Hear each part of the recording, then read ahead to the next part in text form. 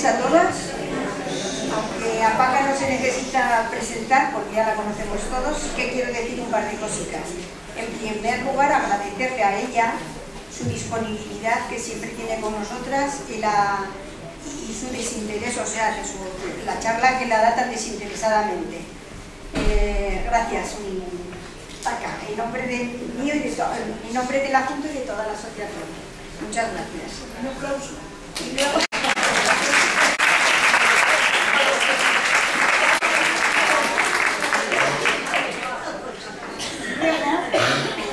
Como estáis viendo, todos esto es logotipo de la asociación, que la verdad es que no pensaba explicar porque lo pensamos ofrecer en la misa del sábado. Pero como muchas me habéis preguntado a ver qué quiere decir y eso, pues voy a explicar un poquito lo que quiere decir. Este logotipo nos lo ha hecho Iñaki Azcárate Ormaechea. Este es diseñador gráfico, para que entendáis es el marido de Lola Utasun. Entonces, este chico lo ha hecho también muy desinteresadamente y también le quiero agradecer en nombre de la asociación pues que tenemos un logotipo tan bajo que nos va a representar para siempre, porque ya no hay otro, o sea, no puede sacar nadie otro igual. Entonces voy a explicar un poco qué quiere decir. Entonces los círculos esos que veis, que son de varios colores, pues representa a la Asociación de Mujeres desde los 18 hasta los 90 años. Digo 90 porque tenemos hasta de 80 y pico, entonces estamos encantadas de que estén ahí.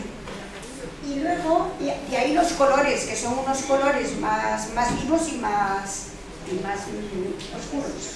Y después el enlace de los aros, que estamos entrelazadas con todas las asociaciones y colectivos que hay en Martilla y en Navarra, porque también digo en Navarra porque estamos metidas en una asociación que promocionó desde el gobierno de Navarra. Entonces estamos metidas para todas las mujeres de Navarra que nos hicieron, pues a ver, nos invitaron a hacernos.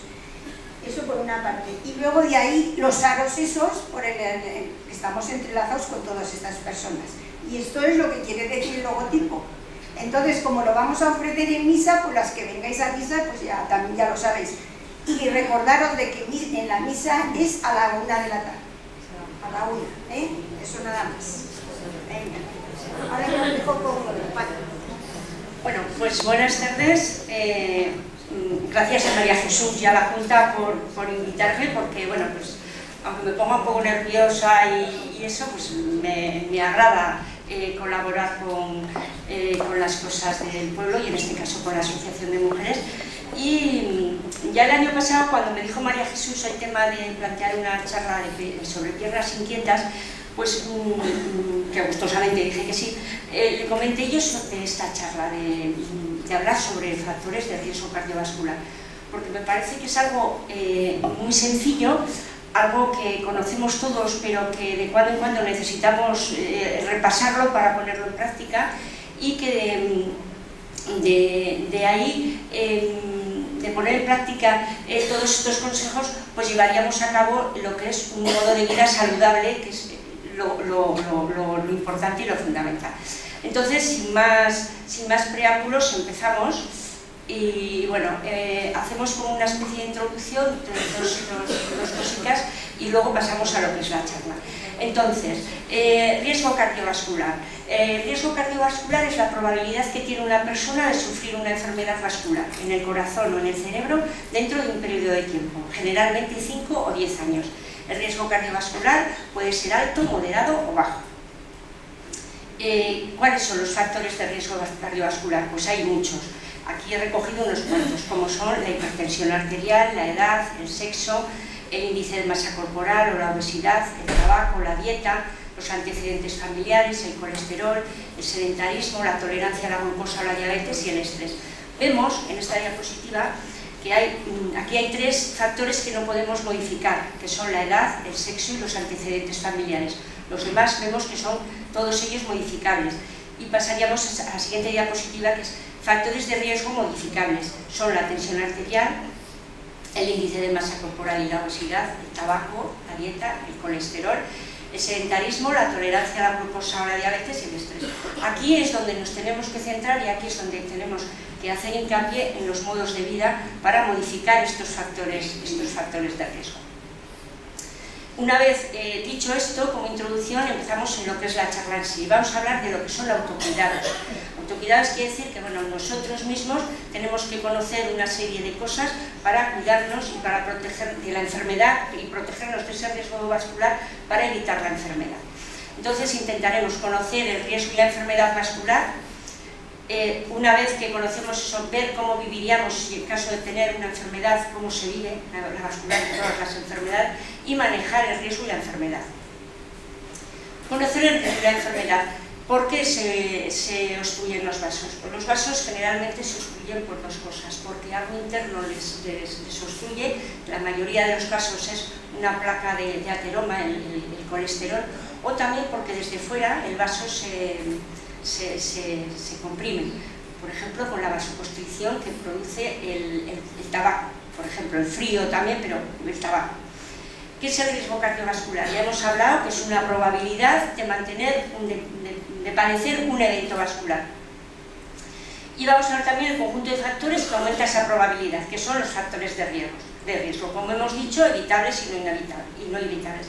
En esta diapositiva tenemos muy claro lo que son los factores de riesgo cardiovascular principales. Tenemos el tabaco, ahí vemos el que está preso en la cárcel del tabaco, esto es muy gráfico. Tenemos el estrés y tenemos esta otra que nos cogería varios factores. Vemos aquí, supongo que aquí parece una hamburguesa, esto si no es una televisión, es una videoconsola, en cualquier caso es una actividad que hacemos sentados. Aquí un vaso que puede ser desde una cerveza hasta una Coca-Cola, hasta lo que sea, pero desde luego nada saludable. Y aquí vemos, en este caso es un niño, pero vamos, podría ser un adulto obeso. Nos está hablando de obesidad, nos está hablando de sedentarismo, nos está hablando de hipertensión seguramente también, nos está hablando en cualquier caso de factores de riesgo que hay que evitar.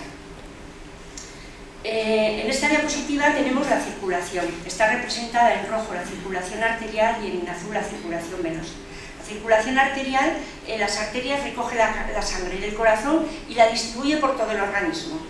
Lleva distintos nutrientes y fundamentalmente oxígeno, pero como digo, desde el corazón hasta todo el organismo, el cerebro hasta la parte más lejana del organismo.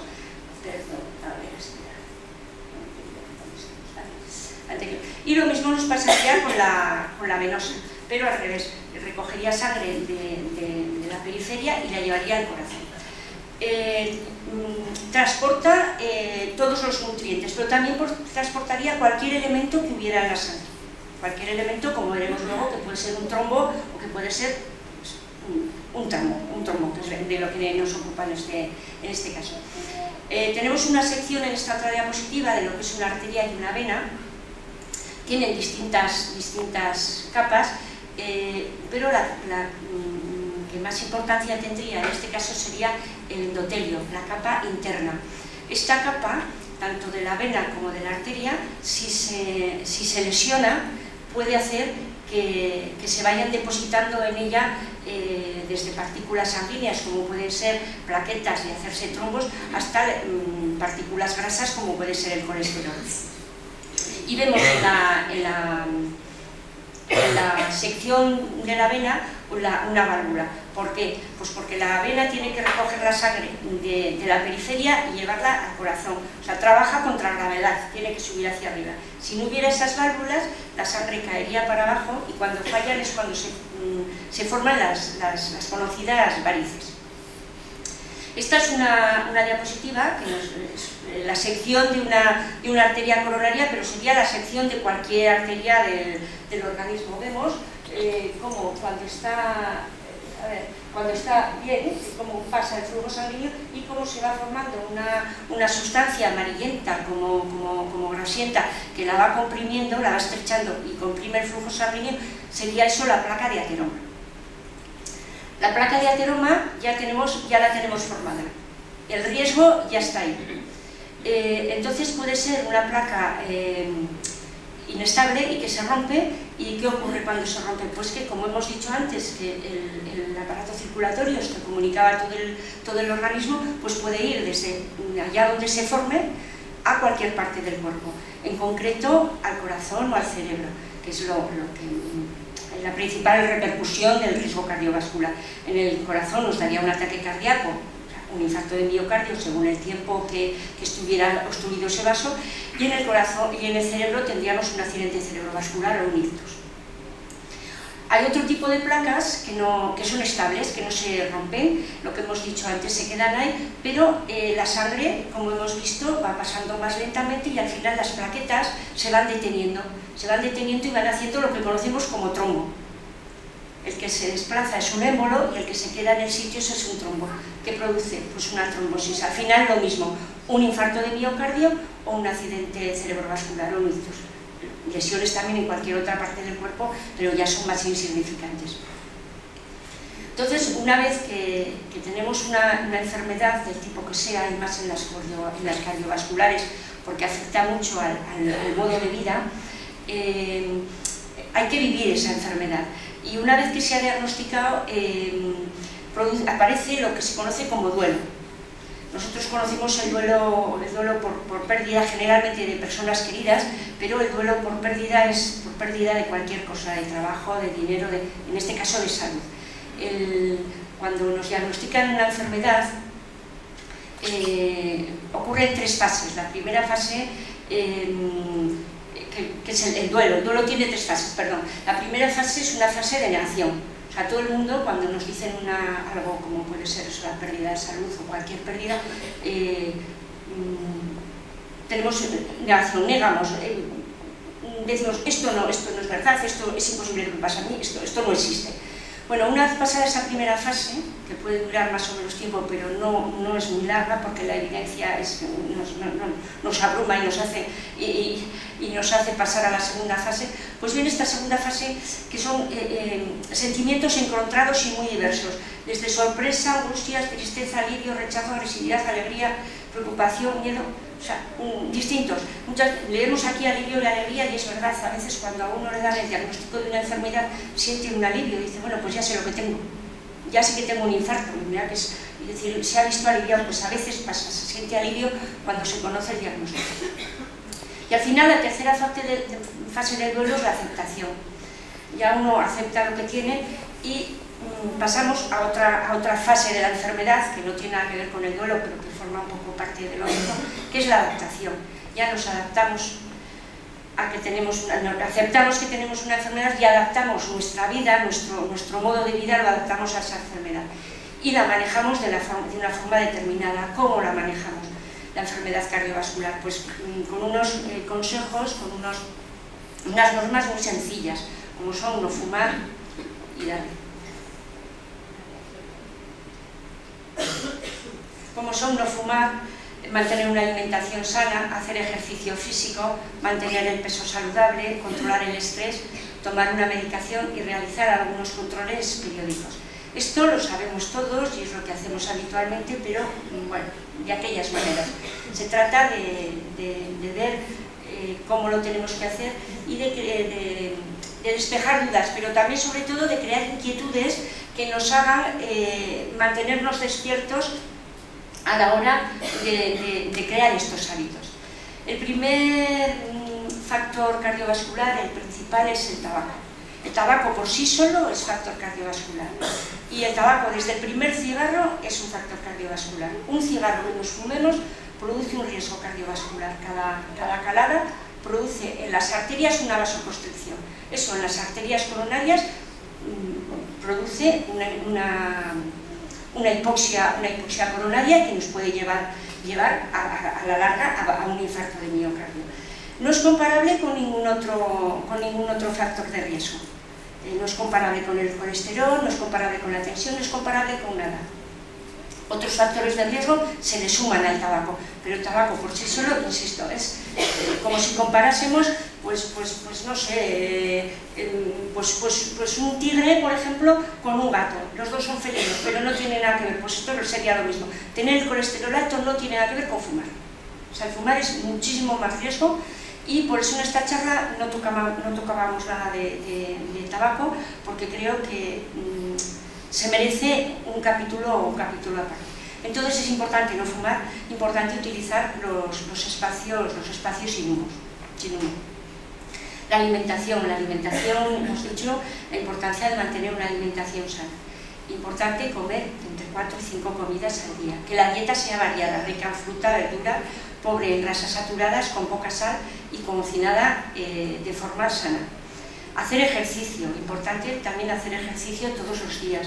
Si no se puede todos los días, 5 días a la semana como mínimo y entre 30 o 40 minutos diarios. O mínimo, pongo aquí 4 horas semanales. La intensidad media, la intensidad del ejercicio nos la da el propio ejercicio. Nosotros, el ejercicio tiene que ser que nos permita hablar, por ejemplo, cuando vamos andando, cuando hacemos cualquier ejercicio, que nos permite hablar, pero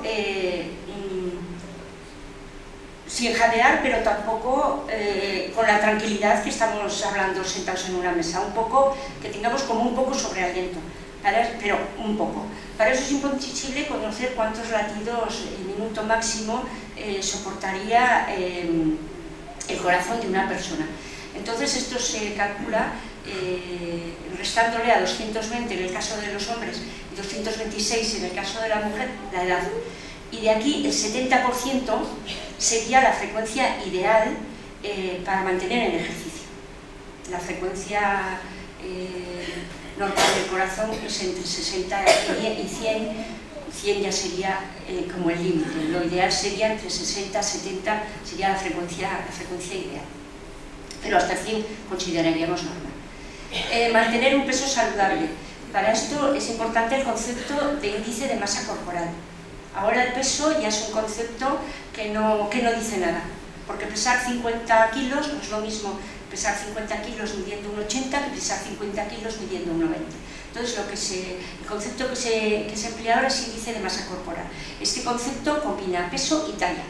Es el cociente entre el peso en kilos y la talla en metros elevado al cuadrado. Por ejemplo, si una persona pesa 60 kilos y mide unos 60, el índice de masa corporal sería 60 dividido por 1,60 al cuadrado. El índice de masa corporal tiene que estar entre 20 y 25. Menos de 20 estaríamos hablando de bajo peso y más de 25 estaríamos hablando de sobrepeso. El perímetro cintura también es un factor importante que ahora en todas las guías de riesgo cardiovascular y en todas las recomendaciones está el perímetro cintura. ¿Por qué? Porque la grasa de la cintura, la grasa visceral, es la grasa mala. Las mujeres que tanto nos quejamos de las cartucheras, esa grasa es grasa buena, esa grasa protege de los factores de riesgo, protege del ataque al corazón. Esa grasa retiene estrógeno y el estrógeno es un factor de prevención de riesgo. Sin embargo, la grasa abdominal, la grasa de la cintura, pues esa no protege, no solamente no protege, sino que rodea los vasos y es la grasa que forma o hace formar la placa de ateroma, ayuda a formar la placa de ateroma. En los hombres el perímetro cintura debería ser menos de 102 y en las mujeres debería ser menos de 88. Parecen cifras muy exageradas, pero bueno, no son tanto. Y otra cosa también a controlar es el estrés. Otro factor de riesgo importante es el estrés. Para eso tendríamos que identificar las señales de estrés. ¿Qué es lo que nos produce, que nos pone nerviosos? ¿Qué es lo que nos ataca? El malestar emocional, destacarlo, o sea, reconocerlo, mejor dicho, perdón, y el malestar físico, y buscar alternativas a esas situaciones que nos producen malestar. Otra cuestión que tenemos que hacer para manejar la enfermedad es tomar la medicación. Tenemos que conocer qué medicación tomamos, conocer la dosis, conocer saber de qué forma la debemos tomar, ponerla en práctica y ser riguroso con los horarios. Esto parece una tontería, pero el que tiene que tomar medicación a diario, pues a veces no lo tiene tan claro y no lo lleva a la práctica. Y luego comentaremos también un poco que tomar medicación no quiere decir que ya está todo hecho. A todo lo que hemos dicho antes hay que añadirle tomar medicación cuando es necesario. Hemos hablado también de unos controles. Empezaremos por el control de la tensión arterial. Este es el control más común, casi todo el mundo tiene un aparato en casa y se la controla. Hay que decir que el aparato tiene que estar homologado y calibrado, generalmente los que venden en farmacias están todos, y anotar las cifras. El objetivo de la tensión arterial es tener menos de 140 y de 90. O sea, hasta hace poco, bueno, ya unos años, 14 se consideraba una tensión aceptable. Bueno, pues se ha visto que con 14 de tensión se pueden dar eventos cardiovasculares, que por debajo de 14 es más difícil. Entonces, por eso ahora la cifra ideal de tensión arterial sería por debajo de 14 y de 9. Luego tendríamos que hacernos también otros controles que son analíticas sanguíneas. Aquí tenemos el colesterol. El colesterol, sabéis que tenemos el colesterol total, el malo y el bueno. Aquí intencionadamente al colesterol malo, el LDL, no le he puesto cifra. No le he puesto cifra pues porque no es lo mismo tener un colesterol, una persona, una mujer de 40 años a un hombre de 60. No es lo mismo el colesterol de uno que fuma al que no fuma.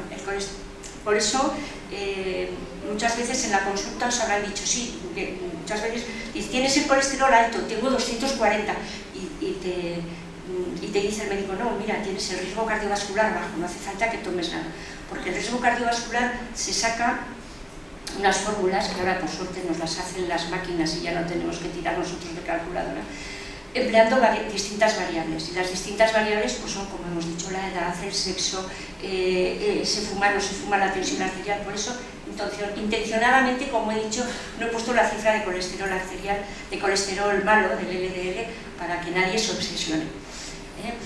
El colesterol bueno, que es el HDL, este tiene que ser mayor de 50, este es en todos igual, cuanto más alto es, mejor, porque que el colesterol bueno suba es a costa del colesterol malo. Entonces, cuanto más alto esté el colesterol bueno, pues mejor. Y la glucemia. La glucemia también, hay muchas personas que estáis aquí que os la miráis en casa porque sois diabéticos, sabéis que tiene que estar en medios de 115. Hasta hace no muchos años empleábamos como cifra 120, ya 120 ya pasó a la historia y ahora tenemos 115. Cada vez es más riguroso en las cifras porque cada vez se intenta que se produzcan menos eventos cardiovasculares. En definitiva, con esto que hemos estado viendo, de lo que se trata es eso, de cuidar el corazón, de mantener el corazón en palmitas y que el corazón no se lesione en esa pequeña grieta que tenemos ahí, de no tener el corazón partido, de tener el corazón sano. Para eso, ¿qué tenemos que hacer? Pues tenemos que ver qué vida llevamos y plantearnos qué vida tenemos que llevar. Tenemos que decidir cambios, si es que son necesarios, que siempre lo son. Tenemos que prepararnos para esos cambios y preparar los cambios, iniciarlos y mantenerlos. Esto en todos los estilos de vida que queramos mantener tenemos que hacer esto. Y ahora es de lo que vamos a hablar, de los cambios y de los estilos de vida que queremos hacer. He centrado en la alimentación y en el ejercicio porque con estas dos cosas tan simples como son, aquí lo tenemos aquí en estos carteles, como son la alimentación y el ejercicio, controlamos la tensión arterial, controlamos la diabetes, controlamos la obesidad, controlamos el sedentarismo, controlamos la mayoría de los factores de riesgo y la mayoría de los problemas que tenemos. Muchas veces habéis ido a la consulta con una tensión alta y os han dicho, haz un poco de dieta y ejercicio y vuelve en 15 días. Y bueno, ha mejorado un poco, vuelve a los 15 días y resulta que a los 2 meses ni hay tensión, ni hay azúcar y el peso ha mejorado. Pues es que eso, la alimentación y el ejercicio. Vamos a ver qué, cómo y cuánto. ¿Qué comemos? Pues que comemos de todo. De todo. O sea, hay que comer grasas, hay que comer proteínas, hay que comer hidratos de carbono, hay que comer todos los alimentos. Nada de dietas restrictivas, nada, de todo en las proporciones adecuadas. Por eso, dieta variada, con todo tipo de alimentos, rica en fruta, verdura, pobre en grasas saturadas, sal y azúcares. Pero de todo.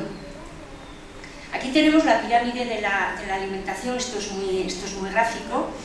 y vemos que la base de la alimentación es los hidratos de carbono, los cereales. Le siguen las frutas y verduras, también ricas en hidratos de carbono y en vitaminas. Le siguen ya los lácteos ya tienen más proteína, ya tiene más grasa. Le sigue la proteína, vemos que la proteína animal, vemos que la proteína de pescado está antes que la proteína de animal. Y vemos que dentro de las proteínas animales, lo que son, por ejemplo, el pollo, el pavo, las aves, está antes que el cordero, que la ternera. Vemos que después ya están pues, los alimentos preparados, los embutidos, y al final de todo la bollería.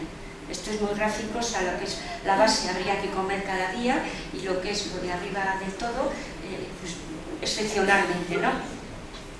Entonces, espera, que esto termino una cosa. La proporción de grasas, que esto no me... La cifra, la pirámide nos lo vendría...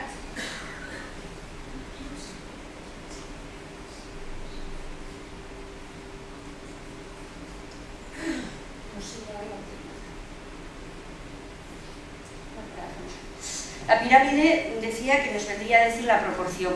En hidratos de carbono tendríamos que comer el 50%, por eso estaba en la base de la pirámide.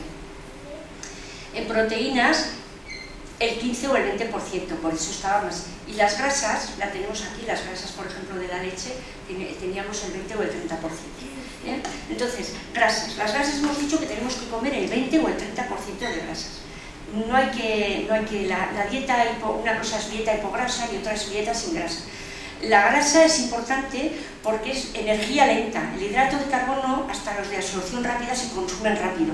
Sin embargo, la grasa se consume lentamente y eso es bueno para el organismo. Y la grasa es necesaria también para la absorción de las vitaminas liposolubles, como son la vitamina K, la vitamina D, importantísima para los huesos y para la osteoporosis, la vitamina A. Entonces, es importante consumir grasas.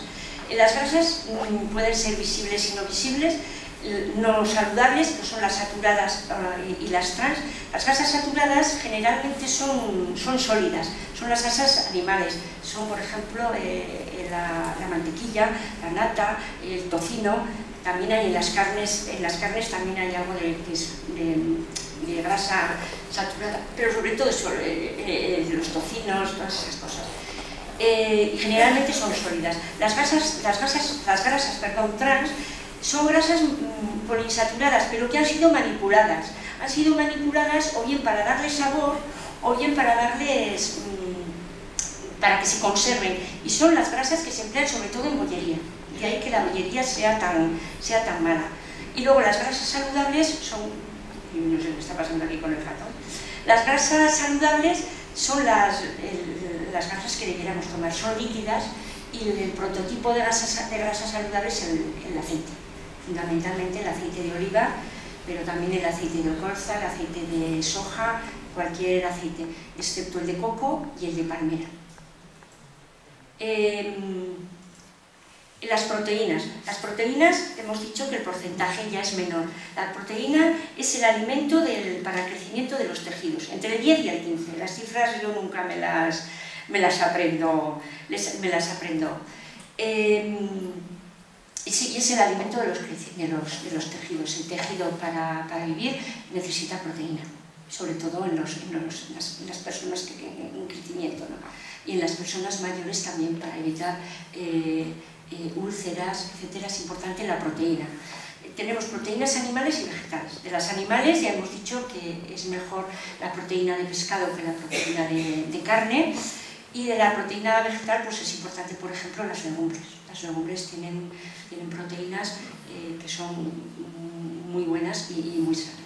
Los hidratos de carbono también es importante, ya hemos dicho que es la base de la alimentación y tendría que rondar en el 50%. Y aquí se aconsejan los hidratos de carbono de absorción lenta. ¿Qué hidratos de carbono son de absorción lenta? Todos menos los azúcares. Pues la fruta es hidrato de carbono de absorción lenta, la pasta es un hidrato de carbono buenísimo y es de absorción lenta, el pan mejor integral. Los hidratos de carbono de absorción rápida son, volvemos a lo de antes, la bollería, los dulces. Habría que intentar evitarlos o cuando menos limitarlos. ¿Cómo comer? Hemos dicho ya antes, entre 4 y 5 comidas al día. Desayuno, comida, merienda, cena, o desayuno, almuerzo, comida, merienda y cena. Y poca sal, importante. Importante, ya nos destaca la diapositiva, el desayuno. El desayuno, en principio, sobre todo en gente joven y gente activa, debería ser la principal comida del día. Más que la comida y, por supuestísimo, muchísimo más que la cena. ¿Cómo comer? Pues cocinado sano, al vapor, al horno, sin grasas, sin frituras, masticando despacio, masticar 20 veces cada bocado. Esto hice yo la prueba cuando estaba preparando, y la verdad que masticar 20 veces cada bocado, a mí por lo menos, tiene los efectos. Yo no mastico 20 veces cada bocado, y eso es lo que deberíamos hacer. Y comeríamos menos porque nos saciaríamos antes y comeríamos más sano. Entonces invito a que lo comprobéis por lo menos. Respetar los horarios de comida también y comer en compañía. Es importante porque cuando se come solo, pues muchas veces se engruye y no se come. ¿Cuánto comer? Pues esto también es de perogrullo, según la edad, según el tipo de trabajo y ejercicio físico, pues para mantener el peso y el tamaño de las reacciones. El número de calorías está en relación con el peso de la persona y con el ejercicio. No puede comer lo mismo una persona que trabaja en la construcción que una persona que trabaja en una oficina. No queman lo mismo, luego no tienen que comer lo mismo. Pues ese es el secreto de cuánto comer. En general, las raciones más pequeñas. Y a más ejercicio, más cantidad, y a menos ejercicio, menos cantidad. La alimentación sería un poco lo que hemos visto, y ahora veríamos el ejercicio físico. ¿Qué ejercicio físico hacer y cuánto y de qué manera? Aquí tenemos la pirámide de Naos. Esto es similar a lo que hemos visto con la pirámide de alimentación. Nos diría, bueno, en principio la base sería beber agua. El organismo es un 65% de agua y tendríamos que reponerla constantemente. Se aconseja como mínimo 1,5 litros de agua, a no ser que haya problemas renales. En la base, lo mismo que en la pirámide de alimentación, tendríamos los hidratos de carbono y los lácteos que consumir a diario. Pues teníamos el ejercicio que hay que hacer a diario. Todos los días del día, todos los días de la vida había que hacer un mínimo de ejercicio. Como puede ser andar, como puede ser pasear, como puede ser ir en bici, subir y bajar escaleras, o sea, el ejercicio de la vida diaria. Tendríamos que pues, ir al trabajo andando, a ser posible, subir y bajar escaleras siempre que pudiéramos. O sea, no estamos hablando de deporte, porque deporte ya sería el siguiente escalón. Estaríamos hablando de la actividad que hacemos al día, intentar hacer todo andando, no ir a todos sitios en coche, etc. En el siguiente escalón ya tendríamos lo que podemos hacer, bueno, pues como va semanalmente, ¿no? O una vez al día, no a todas horas del día, ¿no? Ya sería deporte, lo que entendemos por deporte, o ejercicio más duro, ejercicio aeróbico, que intentaríamos hacer 1 hora al día. Y ya, pues alimentación, aquí entraría pues ya más proteína, entraría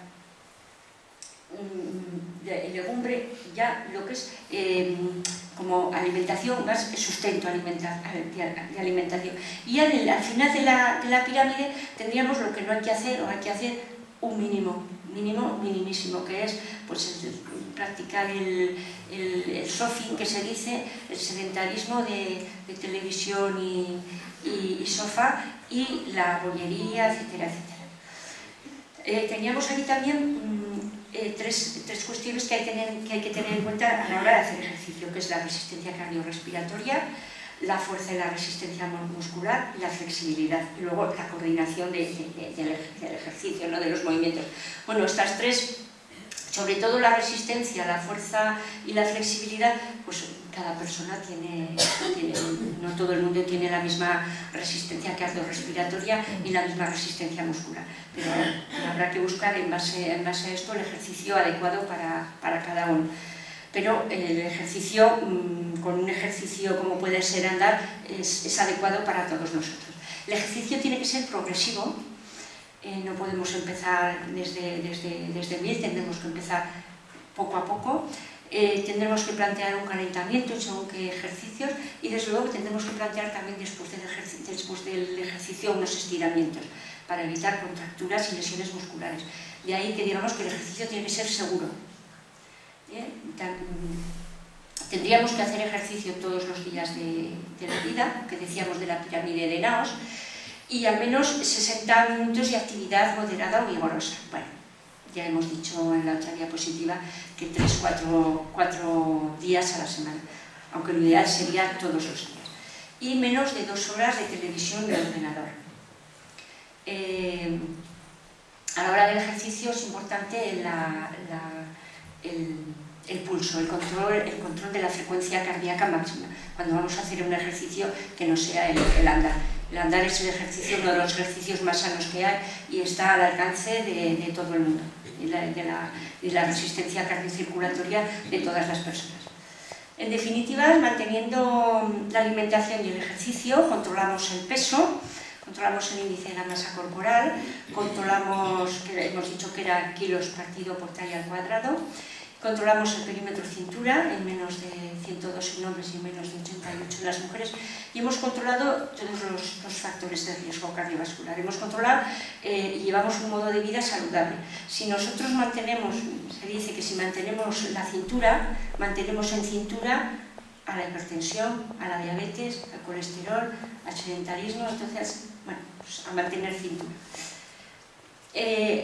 Voy a hablar de otras recomendaciones que no tienen nada que ver, pero bueno, no tienen con factores de riesgo cardiovascular, pero sí factores de riesgo, nombrarlas sin más. Importante la sexualidad, hay que conocer el cuerpo y aceptar el cuerpo, eso es importante, que cada uno se acepte el propio cuerpo y que esté pues, satisfecho con él. Importante también tener en cuenta que somos personas sexuadas y que somos hombres y mujeres, y que somos diferentes, pero que tenemos que vivir en igualdad. Que la sexualidad no es solo reproducción, que es algo más, es importante, y en definitiva quererse, cuidarse y protegerse. Eso es importante, sobre todo protegerse. Esto iría más dirigido a personas jóvenes, pero bueno, también las personas mayores nos tenemos que cuidar y proteger. Cuidar la espalda también es importante y está en relación con el ejercicio y con el peso. Tenemos aquí pues, ejercicios que se debieran hacer y posturas que no se debieran hacer. Esto también pues, bueno, podría requerir. Es que claro, hay de muchas cosas que sesiones cortas se podrían hacer de un montón de cosas. Importante también protegerse del sol. La crema de protección solar, importante, desde que se lleva a la piel morena el cáncer de piel, pues y las lesiones de piel han aumentado vertiginosamente. Importante dormir lo necesario. Importante, tenemos aquí las mochilas, en el caso de la mayoría de las que estamos aquí, que somos mujeres y ya todas de cierta edad, pues más que la mochila que habría que hablar del carro de la compra, de las bolsas, importante de los transportes, las cosas que transportamos, llevar una postura ergonómica, una postura que el peso esté equilibrado. Importante la seguridad vial y la prevención de accidentes, el cinturón en el coche, el casco en la bicicleta y en la moto, el cruzar por los semáforos, importante la seguridad vial. En definitiva, lo que decíamos en la diapositiva aquella que veíamos el volante. ¿Qué podemos hacer? Cada uno tendremos que pensar cuál es nuestra situación, qué factores de riesgo tenemos, por qué los tenemos, por qué tenemos la enfermedad. Aquí está muy gráfico, ver el pasado, ver el presente y planear el futuro. Lo que decíamos, decidir los cambios, prepararlos, iniciarlos y mantenerlos. Es importante estas dos primeras fases, la de decidir los cambios y plantearlos y prepararlos. Lo que se llama fase precontemplativa y fase contemplativa. Cuando alguien que fuma, por ejemplo, por poner el ejemplo del tabaco, le ronda por la cabeza que va a dejar de fumar, esa persona dejará de fumar. Está en fase contemplativa y algún día dejará de fumar, o por lo menos lo intentará. Cuando alguien no le ronda, ese ni decide ni prepara, es precontemplativa, en este momento. Entonces tenemos que intentar eso, a decidir cambios, a pensar sobre nuestra situación para decidir cambios. Y después preparar los iniciados y luego, una vez todo esto, mantenerlos, que es difícil mantener los cambios. Y aquí se habría acabado la charla, pero bueno, estas dos diapositivas que cayeron en mis manos me parecieron importantes por lo que dicen, ¿no? Factores que influyen en el peso, aunque ahora estemos hablando sobre todo nosotros de sobrepeso, pero y esta más se refiere a bajo peso, pero también el bajo peso sería un factor de riesgo. Importante es pues, el contexto sociocultural, ¿no? El culto al cuerpo y a la belleza. Y importante también la publicidad. Aquí dice, la publicidad anima el consumo de productos asociándolo con vida, libertad, alegría, diversión, éxito, seducción, estima social, solidaridad, etcétera, etcétera. Y vemos que en la mayoría de los, no sé si lo leéis, pero dice que en la mayoría de los programas infantiles lo que anuncia es bollería, alimentación que no es nada cardiosaludable para los niños, ni por el tema de corazón, ni por el tema de la obesidad. No anuncian para nada alimentos como puedan ser las proteínas, no se anuncia en las frutas, en los anuncios, se anuncian todo tipo de bebidas,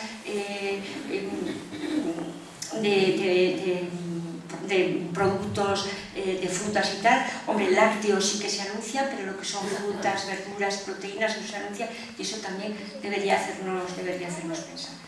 Y en principio esto es todo. Quiero decir que no había mucho, pero me parecía a mí importante contarlo, algo que lo sabéis todos, que todos lo sabemos, pero que a veces no está mal como repasarlo en voz alta para eso, disipar dudas, pero sobre todo crear inquietudes que nos hagan modificar nuestro estilo de vida y bueno, pues que vivamos más años.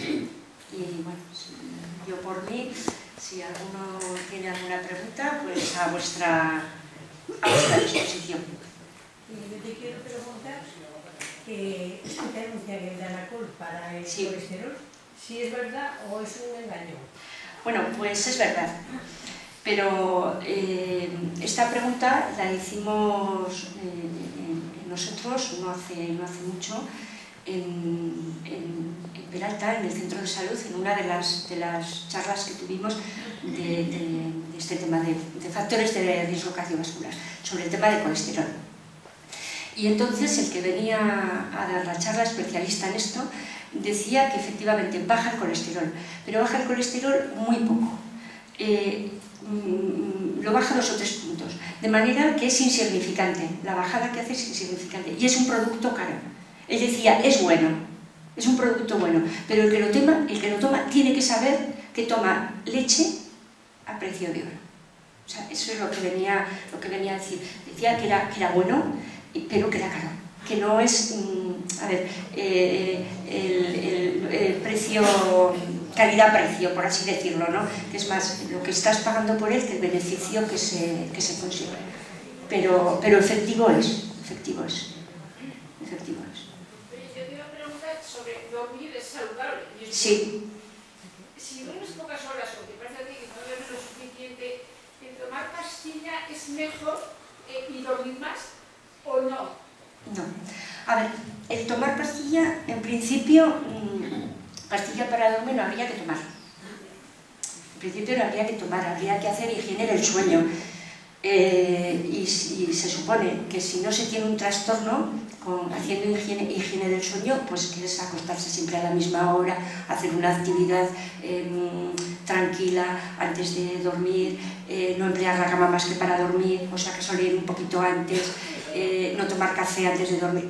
Todas estas recomendaciones se supone que deberíamos dormir todos bien. Es verdad que la persona, según tiene más edad, necesita menos horas de sueño, no dormimos nosotros lo mismo que los niños pequeños. Pero hay que dormir, o sea, es decir, que las pastillas, ¿cuándo se mandan? Cuando no se duerme. Porque claro, muchas veces es peor no dormir que que tomar pastilla. Entonces hay que sopesar un poco riesgo-beneficio. Entonces, claro, cuando una persona a las 5 de la mañana no ha dormido, o a las 3 de la mañana no se ha dormido, o a las 5 está despierta, con lo que ello supone que la cabeza va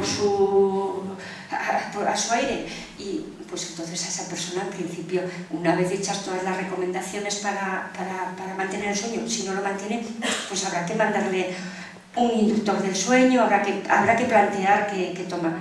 Pero en principio, posiblemente adultos como nosotros, pues igual no necesitemos todos dormir 8 horas, aunque sea lo ideal.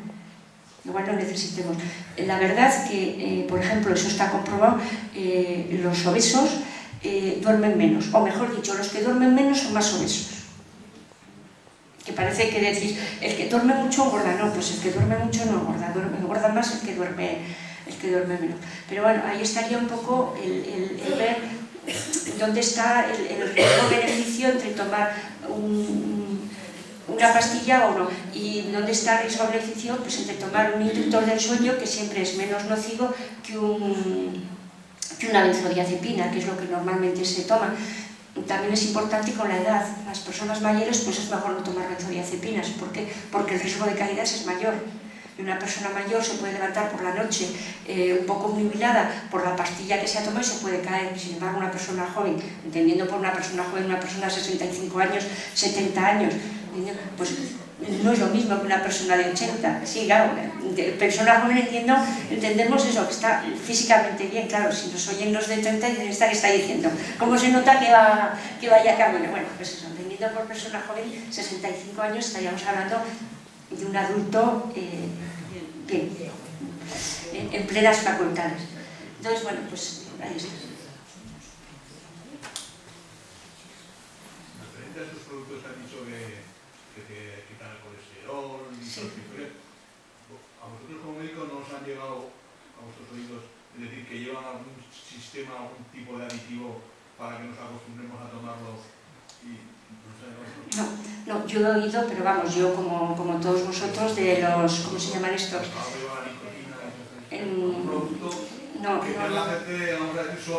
No, yo he oído de los, ¿cómo se llaman estos que son de Danone? De los antimel, sí que, pero eso no, yo, o sea, darnos, no, yo a veces lo que lees en internet, o sea, pero no. Así como del Danacol y esto sí, esto sí, estos en concreto, además decía eso, es bueno, y baja el colesterol, pero lo que baja, claro, si me oyen a mí los del Danacol, pues igual hasta me denuncia, pero decía, es bueno, pero es caro, porque el beneficio que produce no es lo suficiente. Lo que sí que es importante, tomar los productos lácteos desnatados, eso sí, descremados, la leche descremada, eso sí que es importante, eso sí. No sé. Había por ahí, pero yo no sé a veces estas cosas si son leyendas urbanas, yo no sé. Decían, porque a mí no me lo ha contado nadie, que me lo ha contado, pues que la Universidad de Navarra había hecho un estudio y que había llegado a la conclusión de que si tomaban mucho Actimel los niños pequeños, que se les atrofiaba, la flora intestinal se atrofiaba y que no. Pero yo no he leído ningún estudio serio y firmado por nadie que diga, o lo he visto, aunque no lo haya leído, no lo he visto. A mí esas cosas me parece un poco que son como leyendas urbanas que se dicen, pero no sé. Yo no. En la pirámide de los alimentos hemos visto que los lácteos, y en concreto la leche, están en un puesto importante. Siempre hemos oído los beneficios de la leche, pero ahora también estamos oyendo que la leche tampoco es tan buena. ¿Cuál es tu opinión sobre la leche? No, la leche importantísima. Lo que pasa, el problema de la leche es la grasa. La glucosa, que se vea más poco cuando quieres catarlo. Bueno, yo del mojo no subo a los pediatras, pero, hombre, ahí está la lactosa y hay también mucha controversia con la lactosa, la intolerancia, etcétera. Pero vamos, la leche, no como leche, sino como calcio. Los productos lácteos son importantísimos en todas las personas para prevención de la osteoporosis, pero sobre todo en las mujeres. sobre todo las mujeres que rondan la menopausia y a partir de cierta edad en hombres y mujeres, y tendríamos que tomar pues 2 vasos de leche diarios mínimos, tendríamos que tomar, o suplirlos por 2 o 3 yogures, o suplirlos por quesos. O sea, el calcio los lácteos importantísimos en la dieta. Lo que sí que es recomendable que la leche sea desnatada. Es recomendable que la leche sea desnatada porque la leche lleva grasa, y es grasa animal. Es grasa saturada, pero el beneficio es indudable, el beneficio es indudable. También lleva proteína la leche.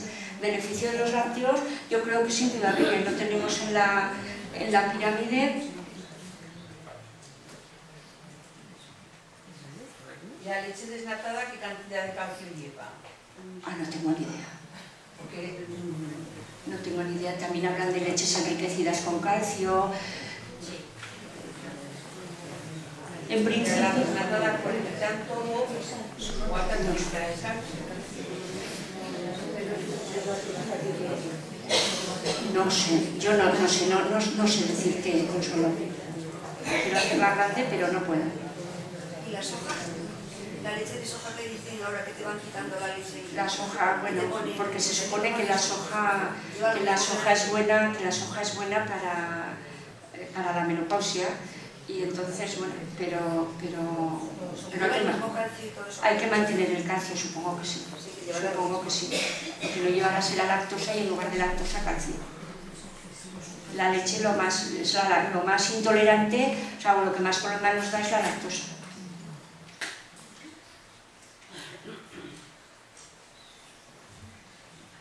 Bueno, pues sí. Se protestará mucho contra el sol, ¿no?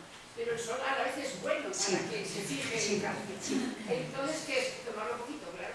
Tomarlo poco, no tomarlo a las horas punta del día, y tomarlo con protección. Hombre, se había visto desde que se anuncia, se promovían tanto la protección solar, pues que estaba viendo en algún niño problema de vitaminosis D, porque claro, les protegían tanto del sol que no recibían sol. Entonces, bueno, pues también un poco lo mismo que decíamos con lo de las pastillas, ¿no? Pero importante protegerse del sol cuando el sol se va en verano, por ejemplo. Y aquí sol no necesitamos, con el que tenemos nos basta, con el salir a la calle, que nos da prácticamente, otra cosa es que todos vamos a la piscina o a la playa y cargamos pilas también, ¿no? Para los huesos y para todo, pero sin abusar y con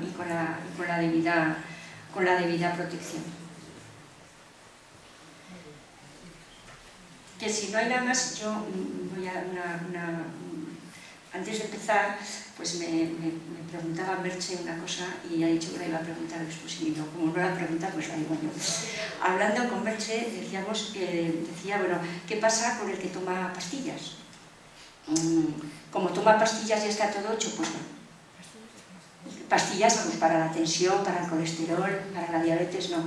El tomar pastilla para la tensión no quiere decir que yo pueda comer con sal y que yo pueda ponerme buena de embutidos, no. O sea, el tomar pastilla para la tensión quiere decir que necesito esa pastilla porque solo con dieta no he conseguido regular la tensión, porque si hubiera seguido todos estos consejos, hubiera perdido peso y hubiera hecho ejercicio, si se me hubiera regulado la tensión, pues no necesitaba más. Pero se supone que después de hacer todo esto y no regular la tensión, tengo que tomar pastilla, o no regular el colesterol, tengo que tomar pastilla, o no regular el azúcar, tengo que tomar pastilla. Pero no al revés. Porque esto se da, parece una tontería, pero se da. Personas que dicen, bueno, que quiero tomar pastilla para poder comer, o que quiero, bueno, pues no. No quiere decir tampoco eso que estemos esclavos de, bueno, no, pues que hoy tengo una boda, pues hombre, pues puedo comer un poco, que hoy tengo, pero eso, una boda, que no tenemos una boda todas las semanas. Y luego no hemos hablado para nada del alcohol, y es que el alcohol no es riesgo cardiovascular, así como el tabaco sí, el alcohol el alcohol es incluso cardiosaludable. Ahora bien, el alcohol tiene otro riesgo. El alcohol tiene el riesgo de caer en el alcoholismo, de caer en la dependencia, y luego tiene el riesgo de que cuando se bebe, pues se pierde la noción. Entonces, pues se hacen cosas mal hechas como conducir con alcohol, o sea, ciertas prácticas que, aparte de que sean delictivas y que estén penadas, es que son peligrosas. Y en gente joven, pues se hacen prácticas como, que también es importante, aunque no haya aquí chicos y chicas jóvenes, pero vamos, para que como padres o como educadores lo sepamos, pues como prácticas sexo no seguro, como cosas que sin alcohol no se hacen. Entonces el alcohol es saludable, es bueno incluso beber todos los días, pero es pues, una copa de vino en la comida, por ejemplo, pero todo lo que se haya más que eso, más que beber ocasionalmente, pues se corre el riesgo de caer en la dependencia y el riesgo de estando borracho en definitiva, pues hacer cosas que son peligrosas para la salud propia y para la de los demás. Si no hay nada más, esto es todo. Los horarios